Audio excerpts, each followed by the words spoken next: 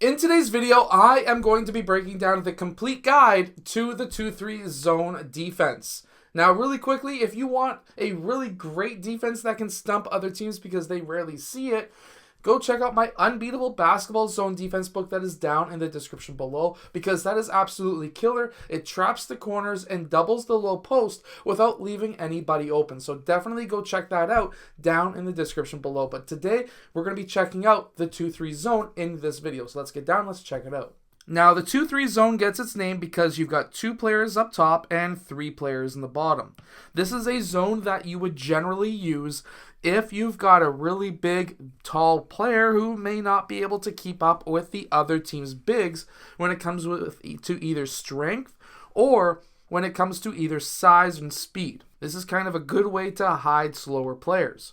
However, there is a very good strategy behind this, because you're generally trying to trap right here. Those are the trapping points that are most successful in the 2-3. Now, you can run it like I sometimes like to run it, where I can trap in the corners. However, I'm going to explain both ways. So really quickly, the general way that most people will explain a 2-3 zone is this. Player 3 will guard this area, player 2 will guard this area, 1 will guard here, 5 will guard here, and 4 will guard here. Now, the issue with this is because player 4 is not just going to be sitting in this spot at all times. Player 5 is not always going to sit in that spot. Player 3 is not always going to sit here. Player 2 isn't always going to sit here, and player 1 is not always going to sit here. Any of these overlapping zones are double team locations, but they generally don't get double teamed always in those locations either, because those are also the weaknesses of a zone. Most teams will try and drive an attack in these locations because they are weak spots for a zone. For example, we could have player 1 attack that gap. That will close these 2 players, that will bring these 2 players up. However, if we can pass quickly out, player 3's job is to stunt that player so that he doesn't attack towards the basket here. We want player 2 to not be able to do that. Obviously, the defense down here is going to shift over. Now, by having that quick pass out, we can now quickly pass over and use player 3 to our advantage, because now this leaves player 4 wide open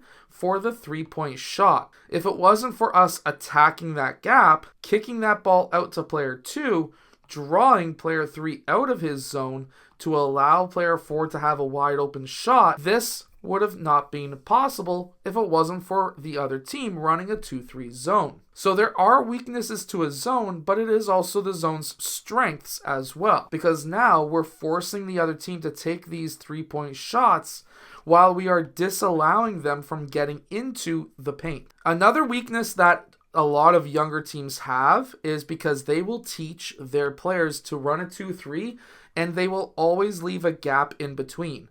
So for example, my young players, my U12 guys, which would be equal to Americans who are U11, we like to take that go-ahead 3-point shot, because if they're playing a 2-3 zone, and I've got a kid who's shooting roughly around 30% from 3 when he's wide open, maybe 40% because he's a kid, I'll take that 40% chance as the first shot of the game, because you have the whole entire game to get back, and if you hit that 3, you're generally going to make that coach want to potentially think to pull out of the zone. See, a lot of younger coaches or a lot of younger team coaches will, in a sense, kind of cheat by running a 2-3, because the other teams may only feel like they want to have success at doing layups. While you can still get layups against a 2-3, hitting a go-ahead 3 is going to really scare teams. So how a lot of teams will counter that is by running a 2-3 more like a 1-1-3, where they will have a player who guards player 1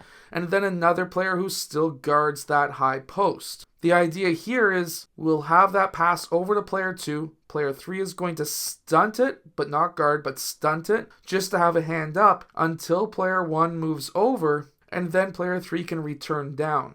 Now, if player 4 got that ball, we would want player 3 to force baseline. Now, you are probably wondering, why are you not wanting him to force the player towards the middle?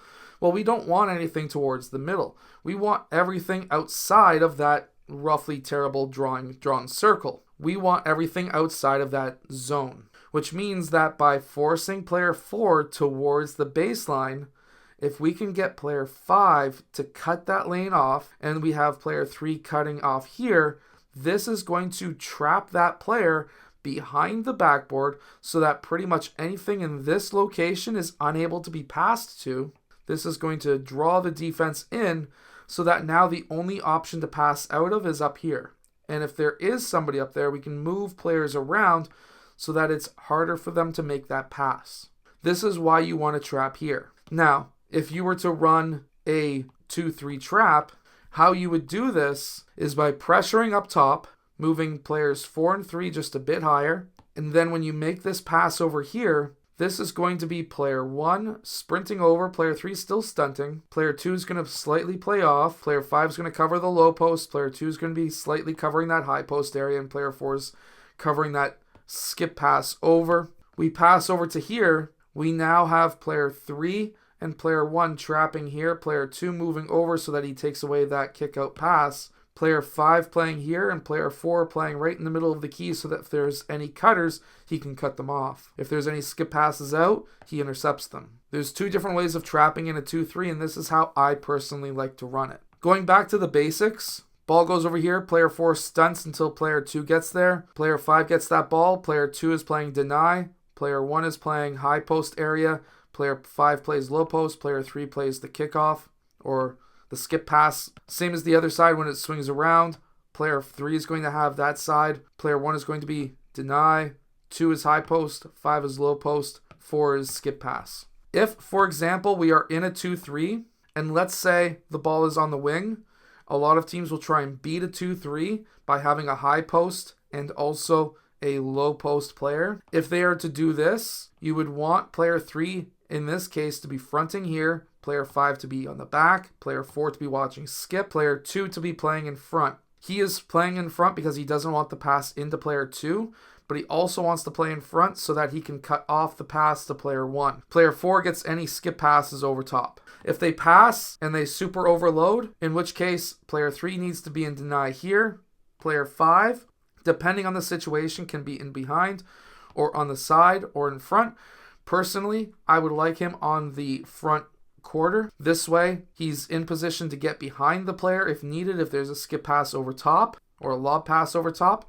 And he's also fronting so that this pass can't get into there. And that is how I personally like to run the 2-3 zone. Make sure to go check out my Unbeatable Basketball Zone Defense book that is down in the description below, because that's going to trap the corners and double the low post and not leave any players open.